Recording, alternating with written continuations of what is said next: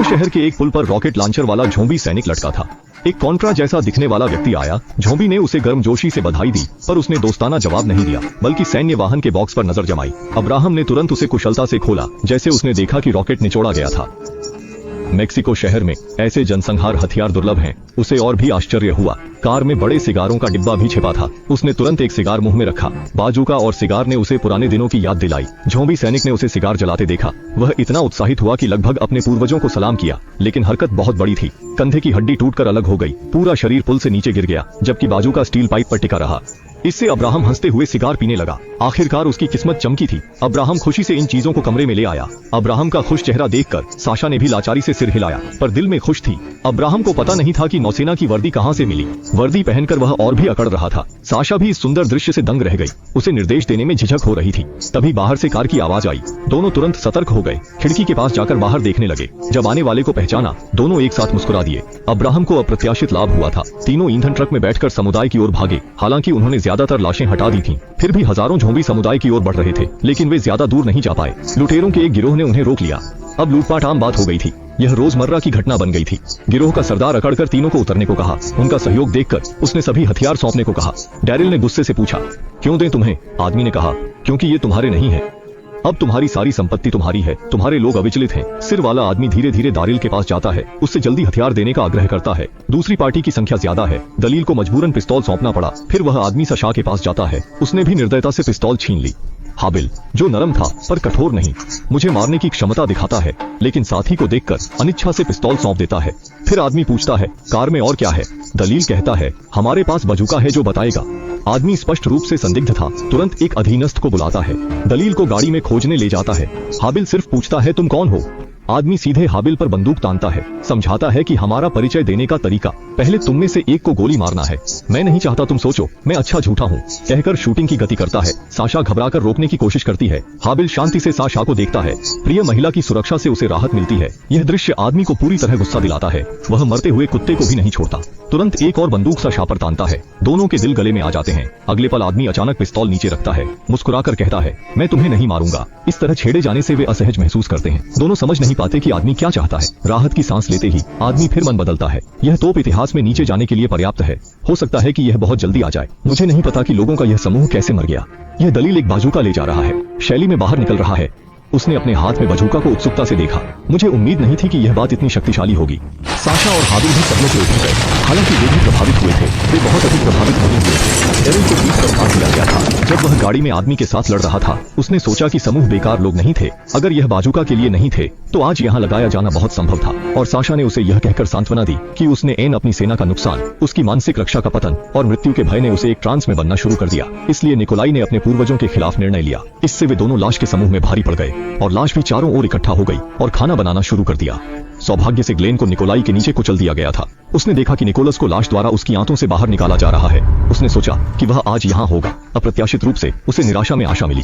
उसे कूड़ेदान के नीचे एक खाई मिली और जीवित रहने की वृत्ति ने उसे दूध खाने और उसमें रेंगने के लिए अपनी ताकत का उपयोग करने के लिए मजबूर किया। लेकिन जल्द ही एक ज़ॉम्बी ने उसे ढूंढ लिया और उसे बाहर निकालने के लिए अपने पंजे फैलाए। बैरल के तल पर छोटी जगह के कारण ग्लेन केवल 40 मीटर का चाकू निकाल सकता था। जीवित रहने के लिए उसे अपनी पूरी ताकत से लाश को मारना पड़ा, जब तक कि लाश की लाशों ने अधिकांश अंतराल को अवरुद्ध नहीं कर दिया। ग्लेन भी शारीरिक थकावट के कारण धीरे धीरे कोमा में गिर गया। आंदोलन खो गया और एक जीवित व्यक्ति की सांस और लाश आसानी से कुछ हवा और घास से आकर्षित हो गई। जैसे ही रात हुई, आसपास केवल कुछ लाश बची थी, लेकिन ग्लेन ने अभी भी जल्दबाजी में काम करने की हिम्मत नहीं की। वह केवल धैर्यपूर्वक इंतजार कर सकता था। अगले दिन तक इंतजार किया।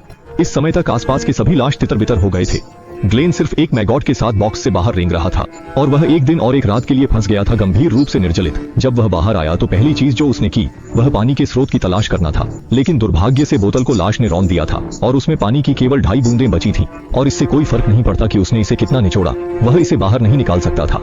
इस समय उसने नीचे देखा और फिर से फ्लेयर गन देखी, लेकिन यह स्पष्ट था कि फ्लेयर गन अब प्रयोग करने योग्य नहीं थी। और फिर उसने अपने उपकरण पैक किए और छोड़ने के लिए तैयार हो गए। इतने में एक ऊंची जगह से एक लड़की की आवाज आई और तभी लड़की ने पानी की बोतल नीचे फेंकी, लेकिन उसने कोई प्रतिक्रिया नहीं दी और सीधे जमीन पर गिर गई। ग्लेन ने इसे देखा और देखा कि लड़की कॉनेल की छोटी प्रेमिका इन्हीं थी।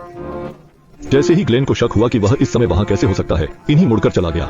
ग्लेन को समुदाय की स्थिति जानने की जिज्ञासा हुई। वह तुरंत पीछे गया। कमरे में घुसते ही उसने कोने में पानी की बोतल देखी। बिना कुछ कहे उसने बोतल खोलकर एक घूंट पी लिया। ग्लेन ने इनिड समुदाय के बारे में पूछना चाहा, लेकिन लोग उसे बिल्कुल नहीं देखना चाहते थे। जब ग्लेन उसे खोजने बाहर भागा तो पाया कि इनिड खिड़की से भाग चुका था। ग्लेन चिंतित था कि वह अकेले बाहर सुरक्षित नहीं है, इसलिए तुरंत उसका पीछा किया। अंत में एक रेस्तरां में इनिड को पाया। ग्लेन उसे वापस ले जाने वाला था, लेकिन इनिड ने पिस्तौल निकालकर उस पर तान दी। बाहर से ग्लेन बेहद शांत लग रहा था, लेकिन अंदर से वह घबरा गया था। पर वह जानता था कि इनिड दयालु है और गोली नहीं चलाएगा। उसने जोर से पिस्तौल छीन ली। अंत में ग्लेन के समझाने पर इनिड ने समझौता कर ग्लेन के साथ समुदाय लौटने का फैसला किया। वापस जाते हुए उन्होंने सड़क किनारे बंधे गुब्बारे देखे जो लाशों को खींच रहे थे। इनिड ने गुब्बारे इकट्ठे किए, कहा कि शायद इनसे लाशों को भगाया जा सकता है। लेकिन जब वे समुदाय पहुंचे, सामने का दृश्य देखकर वे सन्न रह गए। समुदाय घनी लाशों से घिरा हुआ था और बाहर से और भी लाशें समुदाय की ओर बढ़ रही थीं। अंदर जाने की कोई जगह नहीं थी। अब समुदाय में लौटना आसान नहीं था। इनिड यह देखकर जाने लगा। ग्लेन ने देखा और उसे रोकने दौड़ा। इनिड को लगा कि दुनिया खत्म हो रही है, हमारी कोशिशें बेकार हैं। उसे अब इस दुनिया में कोई उम्मीद नहीं थी। ग्लेन ने उसे समझाया कि वह गलत है। चाहे कुछ भी हो, हमें हार नहीं माननी चाहिए। भले ही दुनिया खत्म हो रही लगे, पर जब तक जिंदा है हमें हाथ पर हाथ धरे नहीं बैठना चाहिए। इनिड ने सोचा वह अपनी पत्नी के लिए ऐसा कह रहा है। ग्लेन ने बताया कि सिर्फ पत्नी के लिए नहीं, बल्कि समुदाय के सभी लोगों के लिए। अभी दीवार नहीं गिरी है, घर अभी भी है। हमें इस मुश्किल से निकलने का रास्ता मिल जाएगा। ग्लेन की बातें सुनकर इनिड का दिल कुछ शांत हुआ। अंत में उसने रुककर मुसीबत का सामना करने का फैसला किया। दूसरी ओर रिक समुदाय में दीवार बना रहा था। उसे पता नहीं था कि बाहर की निगरानी मीनार गिरने वाली थी। अगर वह गिरकर दीवार से टकराई तो बाहर के हजारों ज़ॉम्बी समुदाय में घुस जाएंगे। एक भयानक आपदा आने वाली थी। इस बीच मॉर्गन ने चुपचाप तहखाने में एक व्यक्ति को छिपाया। वह व्यक्ति समुदाय पर हमला करने वाला गुंडा ओढ़े ब्याओ था। मॉर्गन ने उसे अपने धार्मिक विचारों से प्रभावित करने की कोशिश की। कहा कि हिंसा छोड़ने से तुरंत मोक्ष मिल सकता है। ओढ़े ब्याओ हंसी रोक नहीं पाया। इतने समय में उसने ऐसा धार्मिक व्यक्ति कभी नहीं देखा था। तब ओढ़े ब्याओ ने अपने कपड़े उतारे। छोटी नर्स नाडाओ का मुंह खुला रह गया। कहा कि शायद मैं ज्यादा दिन नहीं जीऊंगा, लेकिन अगर मैं नहीं मरा तो मैं तुम्हें जरूर मार डालूंगा और समुदाय के हर व्यक्ति को भी मार डालूंगा। औरतों और बच्चों को भी नहीं छोड़ूंगा। मॉर्गन खड़ा हुआ और कमरे से बाहर चला गया। उसे विश्वास था कि वह अपने धार्मिक विचारों से उसे बदल सकता है। फिर मॉर्गन ने नए डॉक्टर डेनिस को ढूंढा और पूछा कि समुदाय में एंटीबायोटिक्स कैसे हैं। मुझे एक घाव की देखभाल करनी है।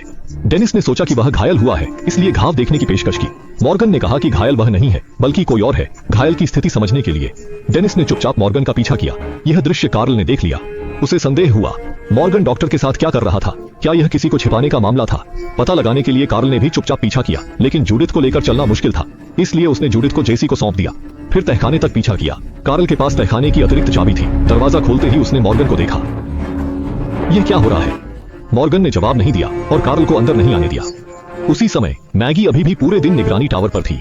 ग्लेन के संकट संकेत को याद करने के डर से रिक मैगी को सांत्वना देने आया। हम हर दिन बाहर भटकते थे, हर दिन खतरे में रहते थे। हम उन दिनों से गुजर चुके हैं। मुझे यकीन है कि ग्लेन इस बार भी सुरक्षित होगा। रिक की बातें सुनकर मैगी का मन कुछ बेहतर हुआ, लेकिन रिक के जाने के कुछ ही देर बाद मैगी ने एक नई स्थिति देखी। समुदाय के बाहर गुब्बारों का एक गुच्छा हवा में तैर रहा था। मैगी बहुत उत्साहित हो गई। शायद यह ग्लेन का संकेत था।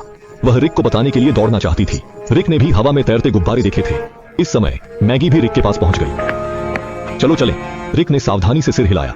लगता था कि ग्लेन लौट रहा था, लेकिन जब उन्होंने फिर से देखा तो वे सामने के दृश्य से इतने डर गए कि भाग खड़े हुए। दरअसल वह अस्थिर निगरानी टावर आखिरकार ढह गया था।